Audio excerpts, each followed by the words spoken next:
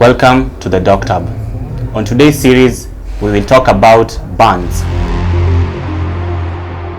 Burns are thermal injuries on the tissue. The different types of burns include thermal and non-thermal injuries.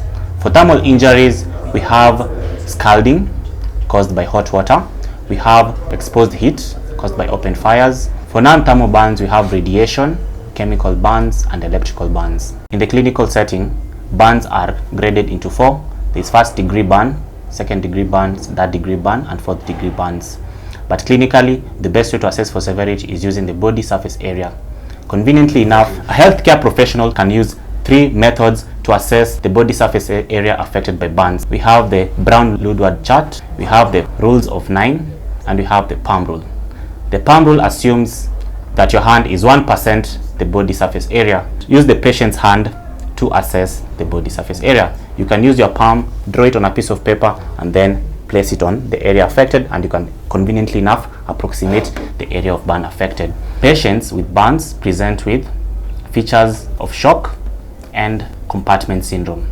For shock, we assess for hypotension and cold clammy extremities and decreased level of consciousness. For compartment syndrome, we check the 5 P's, a common mnemonic, that is pallor, pulselessness, pain, paresthesia, and poikilothermia. How do we manage patients with burns? The first thing is the out of hospital care and in hospital care. In out of hospital care, first of all, is to safely remove the patient from the scene of the accident. Then we remove the burnt clothes.